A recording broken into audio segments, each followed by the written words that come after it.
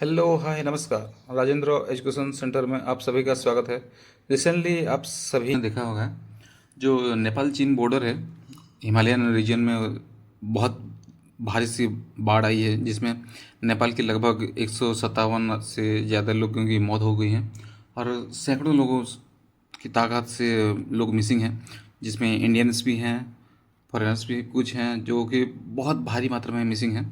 इस जो बाढ़ आई है, जो फ्लोड्स आए हैं, उसमें ये चीज़ एक भी है कि उसमें बाढ़ के साथ साथ जो भूकंप हुआ है और जो लैंडस्लाइड हुई है, इसकी वजह से उसकी जो रेट्स हैं वो बहुत ज़्यादा बढ़ रहे हैं।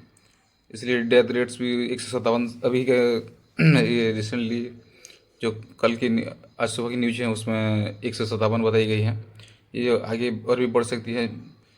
इसमें जो पॉइंट है वो बहुत ही दर्दनाक है। इसलिए पीएम मोदी ने भी अभी रिसेंटली जो नेपाल के प्राइम मिनिस्टर हैं बलेन साहब, उनसे बात की है और जो भी असिस्टेंट फीकल हेल्प चाहिए वो भी उसके लिए भी उन्होंने मदद करने के वादे किए हैं। इंडियन एयरलिफ्ट करके जो रिलीफ मटेरियल है वो भी प्रोवाइड किए जा रहे हैं। ये जो बाढ़ आई है वो कहाँ से शुरू हुई है? वो बाढ़ जो आई है वो शुरू ही हमारा नेपाल चीन जो बॉर्डर है, हिमालयन रीजन, वहाँ से ये सुनामी के रूप लेके जो लैंडस्लाइड हुई है वो बहुत ही बड़ी मात्रा में स्टार्ट हुई है, जो कि लगभग बहुत सारे पर्यटक भी वहाँ फंसे हुए हैं। भारत से भी हैं, अमेरिका से भी हैं, साउथ कोरिया, ऑस्ट्रेलिया से भी हैं। उसमें जो बुधवार की मॉर्निंग में क्या होते, जो लोअर पार्ट ऑफ जो ग्लेशियर की हिमालयन रीजन में जो लोअर पार्ट का ग्लेशियर है वो पिघल के जो कोलाप्स हो गया। और जो वैली फ्लोर है जो नीचे वाला, मतलब दो पहाड़ों के बीच में जो वैली होता है, उसमें डायरेक्ट ही क्रैश हुआ था। वो क्रैश होने के बाद सीधा वो जाके वो जो लैंडस्लाइड हुआ उसका एक टुकड़ा जो खोला रिवर है उसमें गिर के वो जो बड़ा हादसा के रूप में वो प्रकट हुआ है। इसमें पहले से ही वैज्ञानिक जो साइंटिस्ट हैं उन्होंने चेतावनी दी थी कि जो तिब्बत के ऊपरी हिस्से हैं उसमें लैंडस्लाइड होने की संभावना है। अभी भी जो खतरा है वो टला नहीं है। जो तिब्बत के ऊपरी हिस्से से जो एक डेब्रिस जो एक बड़ा साइज का, ये जो आप देख रहे हैं इस वीडियो में, आप देख रहे हैं कैसे है लैंडस्लाइड होके जो बाढ़ फ्लोड की माना सुनामी की तरह ले रहा है। ये कोई इंस्टीट्यूशन है, उसमें तो पूरा तरह से वो इंस्टीट्यूशन को पूरा तबाह कर दिया। मतलब इधर जो घर हैं, वो जो लोग हैं, वो सब ख़त्म हो गए।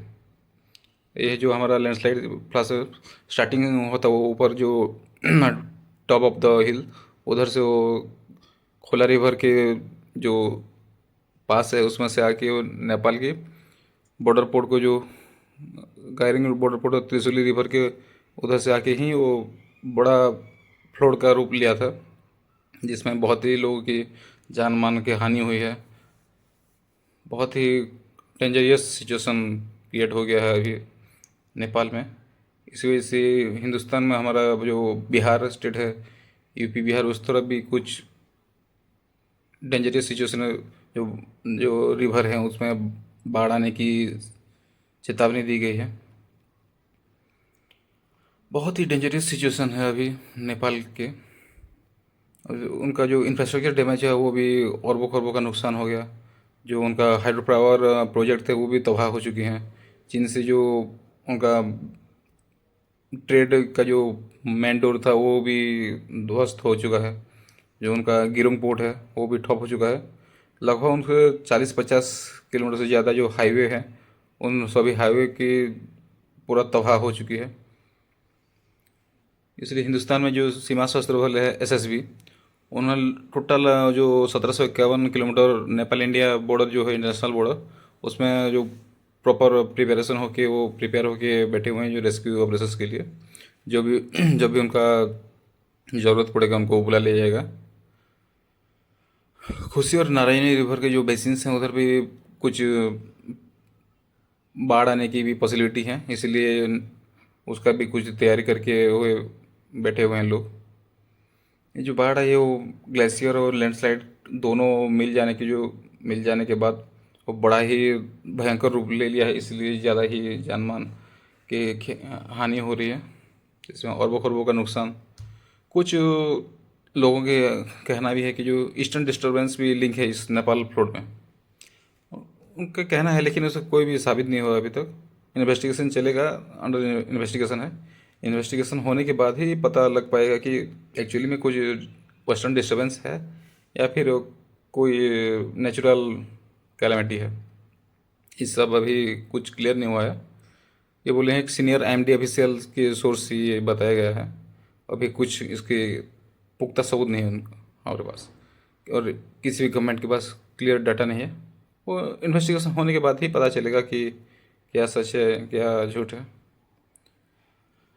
लेकिन अब अभी तक 157 लोगों की मौत हो चुकी है और सैकड़ों लोगों के अभी भी लापता हैं।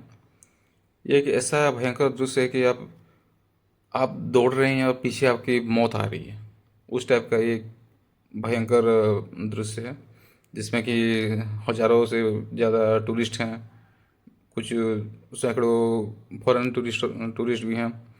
इसमें लगभग 100 से ज़्यादा भी इंडियन टूरिस्ट भी हैं। इसलिए सेंटर ने, हमारा जो सेंट्रल गवर्नमेंट है, बिहार और उत्तर प्रदेश में जो हाई अलर्ट डिक्लेयर करके जो एनडीआरएफ टीम है, नेशनल डिजास्टर जो फोर्स है, उसको हाई अलर्ट पे रखा है। कभी भी जो नेपाल से होके जो रिवर आती हैं बिहार उत्तर प्रदेश में, उनमें भी जो बाढ़ आने की पॉसिबिलिटी है, उसको काउंटर करने के लिए हाई अलर्ट पे रखे हुए हैं अभी एनडीआरएफ टीम को। क्योंकि जब भी आएगा हाई, मतलब सिचुएशन ऐसी आएगा, तो आप हाई अलर्ट पे रहेंगे तो डायरेक्ट एक क्विक एक्शन लेके उसको क्योर कर सकते हैं, लोगों को इवैक्यूएट कर सकते हैं। इसलिए हाई अलर्ट पे रहना बहुत ज़रूरी है। इसलिए गवर्नमेंट ने उनको हाई अलर्ट पे रखा हुआ है अभी। जब भी ज़रूरत पड़ेगी उनको रेस्क्यू टीम के लिए यूज कराया जाएगा। इसमें लगभग 300 से ज़्यादा टूरिस्ट जो हैं, उसमें हमारा 100 से ज़्यादा इंडियन टूरिस्ट भी हैं जो उधर घूमने गए थे। ये आप एक फुटेज देख सकते हैं आप, कैसे ही जो वैली के बीच से बड़ा सा भयंकर रूप लेके बाढ़ आ रही है। ये एक लड़के ने ये शूटिंग किया था। देख सकते हैं आप कैसे बाढ़ आ रही है, लोग दौड़ रहे हैं, पीछे से मौत आ रही है। ये भयंकर दृश्य देख के लोग थर थर काँप जाएंगे, वैसी सिचुएशन है ये अभी। भयंकर त्रासदी है ये, जो कि नेपाल की बहुत सारे इंफ्रास्ट्रक्चर को डैमेज कर दिया है। से- बहुत सारे रास्ते ब्लॉक हो चुके हैं, कुछ उनका जो हाइड्रो पावर प्रोजेक्ट है वो भी ठप हो चुकी है। उनका जो पुल है, पुल में भी पानी भर गया है। उनका ट्रक्स, मतलब बहुत सारी चीज़ वो डैमेज हो चुकी है।